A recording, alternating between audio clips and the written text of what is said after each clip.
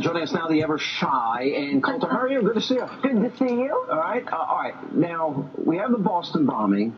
We learned a lot of things that our law enforcement screwed up. Yeah. The Department of Homeland Security. CIA was warning about this guy. FBI was warning about this guy. The Russians were warning about this guy. Yeah. How does this connect to the immigration debate? Because you were on the cover of Drudge last week, and the issue was immigration is not just about borders, it's also about visas. Right. Well, as I've mentioned before, Teddy Kennedy's 1965 Immigration Act was specifically designed to bring in mostly third world immigrants and to block immigrants from the countries that we've traditionally taken immigrants from, with a made-up America, i.e. Europe, heavily Europe.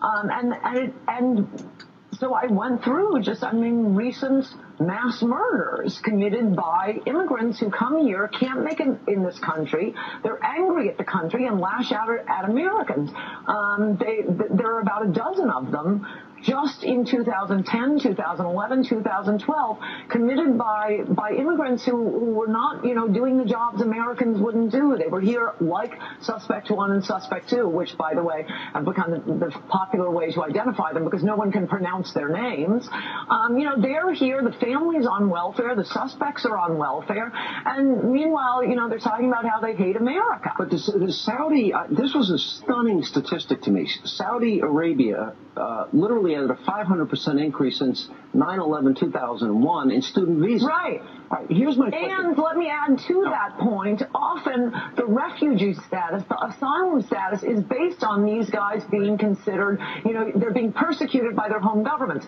Sometimes they're being persecuted for the reason. I think that's how the blind sheikh got in. The guy who shot up the Empire State Building, he gets in, or maybe it was at the El Al counter at LAX. They get in because, they're members of the Muslim Brotherhood, and Egypt doesn't like or whichever country it was, doesn't like the Muslim Brotherhood. Why are we bringing them in? Yeah, no, we can be pretty stupid as a country. We have dumb politicians. Here's my question. If you grow up in Saudi Arabia, for example, let's see, you grow up in a society where women must be covered, where women cannot drive, women cannot be seen in public without a male that they are related to. They have the morality police walking around.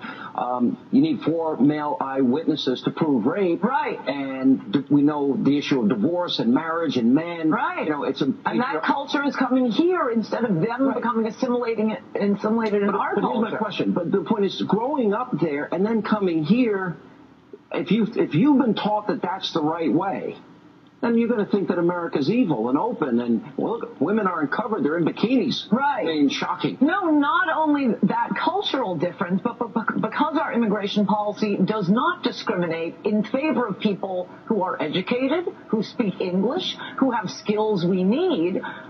We are bringing in, pushcart operators, or these guys up in Boston who had no visible skills. I mean, the one where the father talking about, he was going to be a great doctor. He was studying to be a nurse, and he was failing all of his courses. How is this in addition to America?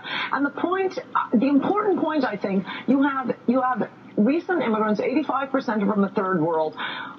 More than 60% of them need government assistance. Now, the amnesty advocates, like Rubio, will say, but it's only 30% more than the native-born Americans. My point is, 0 immigrants should be collecting government assistance. If you are collecting government assistance, it seems to me, can't we all agree you are not the kind of immigrant we need in America here? 0 immigrants should be committing mass murder. If you grow up in a society that it has Sharia law as its basis in law, you have been indoctrinated into a system that is totally, completely, and utterly contrary to our Constitution and our way of life. Yes. Are we making a mistake by just assuming, everybody's inherent, natural, God-giving desire to be free will transcend whatever cultural mores you were indoctrinated into? You're absolutely right.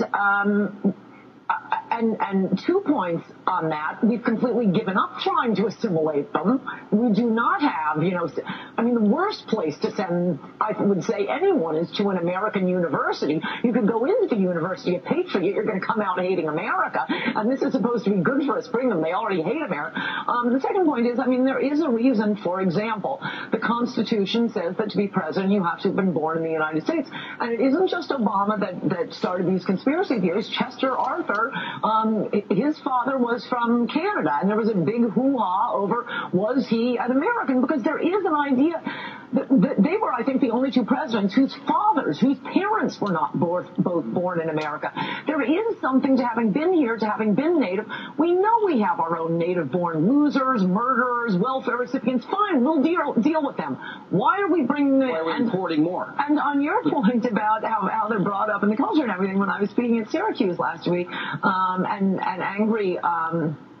an angry third worlder, I think a Muslim, got up and asked a question and said... You say Muslim. What is Muslim? Anyway, yeah.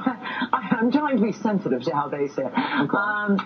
And he said, but you have to understand, I mean, with an accent, clearly an immigrant, you have to understand that the reason we hate America is because of the things America's doing around the world. And he was very angry about it. And I said, look, fine, I understand that. My point is, you should not be immigrating here. Yeah. Stay in your country and hate us. Hate us over there. Yeah. I've never understood the American left and why they are not more outspoken, as conservatives are, for women's rights, that women that live under these oppressive regimes, that live under Sharia law, for example.